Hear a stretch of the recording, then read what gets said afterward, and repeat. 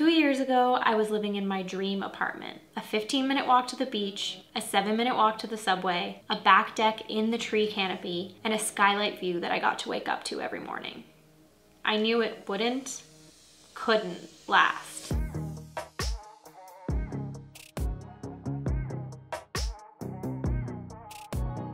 If you're a renter in Toronto, then you're familiar with some version of this story. And if you're like me, fascinated by people's homes and finances, then you'll want to stick around to the end of this video to hear how much we paid for this apartment and how much that increased for the tenants that came after us. Today, we're touring my old apartment in the Beaches neighborhood and talking about the reality of renting in Toronto right now. I've been promising for a few videos now that I'd get into the backstory of how we ended up buying and living in a 2-bed, 2-bath condo here in the East End of Toronto. You can check out a tour of it here. And the time has come for me to share more of that story, and I figured why not do it while giving you a tour of where we used to live. I'm also going to reveal 3 totally run-of-the-mill legal ways that landlords can force massive rent hikes on rent-protected apartments in Toronto. Let's get into it.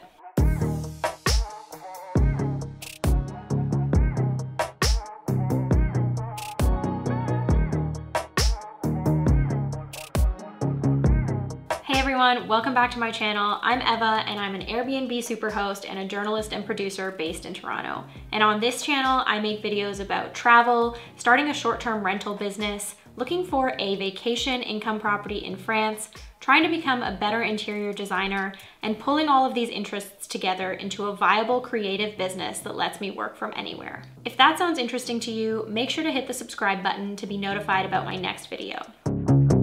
Welcome to our 1-bed, 1-bath apartment in the East End of Toronto.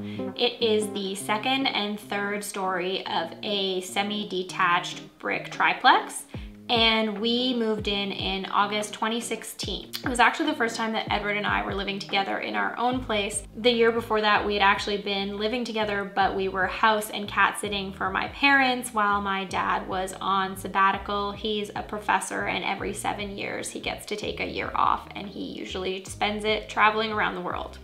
Depending on what measurements you look at, the apartment was between 750 and 900 square feet, and it was really spacious. It had a dedicated dining space and it had 2 desk nook office areas, which really came in handy during the pandemic. When we first moved in, I remember being really sad about having to leave every day to go to my office job because I really enjoyed spending time in the space. If you know anything about rental rates in Toronto today, you know that they're the highest they've ever been. An average 1-bedroom goes for $2,500 Canadian per month, and a 2-bedroom will set you back $3,000 per month or more. And even rent control offers limited protection, but I'll get into that in a little bit. We paid $1,700 a month for our apartment in this triplex, and that included utilities. Our rent was only raised once in the 5 years that we lived there to $1,730 a month, and this is because it was a rent-protected building. It was built before 1991, and this meant that they could only raise the rent a couple % every year, and they only chose to do that once. At the time we found this place, the idea of spending $1,700 a month on a 1-bedroom actually felt like a lot, especially in the East End of Toronto where you could typically get a little bit more space for your money.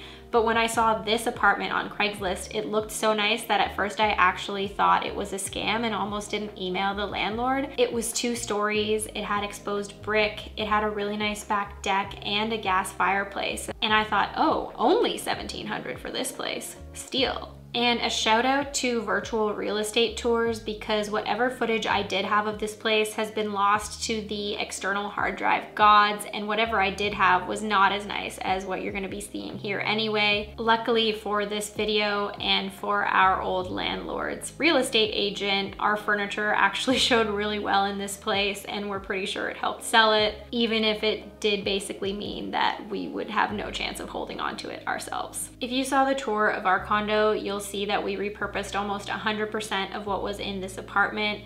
Here's our blue velvet Pottery Barn couch, which worked way better in this apartment. We have the same coffee table and the same desk. I really loved the plant party in the front bay window and the little office nook where you can see our Margaret Atwood table. The apartment also had built-in shelves in the living room and in the office nooks and down by the entrance, and these were really useful and also helped delineate the space. In the dining area, you can see what is now our kitchen island at the condo, but this was the table that we had made specifically for the narrower space so we could still walk around it. So it's only 30 inches wide, but it can still seat 6 people. The first floor of the apartment had a landing at the top of the stairs where we had our shoes, and then it led into the bathroom, which had a really nice clawfoot tub and a big window that let in a lot of light. You could totally lean your head against the sink when you were sitting on the toilet, but what Toronto rental doesn't have this luxury? The IKEA kitchen in the apartment had a ton of storage, even if it was built for a giant and I could never reach anything. It actually informed how we designed the kitchen in my parents' basement suite renovation because of the useful storage. But it unfortunately didn't have a dishwasher, and the butcher block countertops had been designed and built by the landlord himself, and he used soft pine, which was really not durable to knives or dents or water, but it did look really nice. Our bedroom was actually the 3rd floor loft, and it was huge. It was about 250 square feet, though not all of that space was accessible because it did have vaulted ceilings. So we had room for our queen size bed and dresser side tables, as well as my desk area, and it had beautiful skylights which let in a lot of natural light, though it did get pretty warm in the summer and we had to put a window AC unit in, which meant I couldn't use my desk space and was relegated to other parts of the apartment. That's okay though, because the best part of the apartment was the back deck. We fit a barbecue and a nice lounge chair turned couch, as well as a bistro table that sat 2, and in the summers that became our outdoor living room and my outdoor office space. We actually purchased our condo just a few months after we moved into the apartment, not because we weren't enjoying the apartment, but because the opportunity arose for us to get into the Toronto market. My dad generously offered to give us the down payment on the day that he was actually helping us move into the apartment. So kind of wish he'd offered that a couple months before we started looking. But at any rate, we were very lucky and we decided to capitalize on that and started looking. And originally we had wanted to purchase a triplex. We had actually looked at a triplex just a few doors down from the one we were living in, but as we were looking in those crazy days of late 2016, early 2017, we got priced out of houses and ended up buying our condo, because with a pre-build, the listed price is the price you pay, and we didn't have to go into bidding wars. We figured that the condo would help get our foot in the door of the market, and that when it was ready, we would sell it and look at buying a triplex then. It actually took 4 years for the condo to be ready from when we purchased it. This was in part due to the pandemic, and this was both good and bad. It was good because Edward ended up going back to school during that time and not having to worry about a mortgage payment while he was just a student, not making any money. It was really lucky. It was bad because we ended up spending 5 years living in our rental apartment, and that cost us $100,000 in rent. However, in that same period that it took the apartment to be ready, it appreciated in value a ton, actually more than what we ended up spending on rent, while only costing us the initial deposit. Ironically, our landlord deciding to sell and our condo being ready coincided almost perfectly. That said, the costs on the condo were gonna be a lot more than what we were paying to live in our apartment for what was essentially the same amount of space. In fact, the condo was going to cost us almost double what the apartment was costing us, so we contemplated renting out the condo to tenants and staying in our apartment. But we were in the nicest unit in the house, and once it was for sale, we knew that we would likely get booted by whoever purchased the house if they decided to move into that unit themselves. This is the first of the totally run-of-the-mill legal ways that landlords can force a massive rent hike even when you're in a rent-protected apartment. There's a provision in the Ontario rental rules that if you purchase a home that has multiple units in it and you want to move into it, you can evict the current resident even if they have a lease. We had been in this apartment for 5 years at this point, and we were paying below market rent. But our neighbors in the first floor and the basement apartment had been there for even longer than us, 10 years and 8 years respectively. So they were really paying below market rates. On the first floor, 1 bedroom, I think he was paying somewhere around $1,100, and the basement studio was paying around $800 a month in 2021. Because the triplex was occupied and we were all paying below market rent, it actually took a while to sell because what it was going to cost the new owners wasn't going to match up to the income that it was generating. So because of this, the buyers actually ultimately put a clause that they required the place to be empty in order for the purchase to go through, and I've since learned from our own realtor that this is pretty common. The triplex was originally listed for $1.185 million, and it ended up selling for about $100,000, less than that at $1,080,000. And part of why I ended up selling was because our landlords were able to use a couple of the other tactics that I mentioned to make it a more desirable financial proposition for the buyers. So for our first floor neighbor, he was actually bought out by the landlords to leave and vacate the property. He was given $10,000 to do so. And this practice I've learned from our real estate agent is called cash for keys, where the owner or the new owner will pay someone to leave the apartment so that it can be vacant and they can get in a new tenant that will be paying market rate.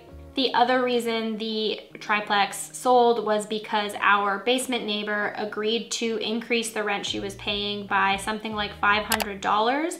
This was so that she could avoid having to move and find a new place that in that market would probably cost her the same, if not more, as it would for her to up her rent and stay where she was. She didn't have to do this. This was part of the negotiations that went into the sale, but she could have refused to do this.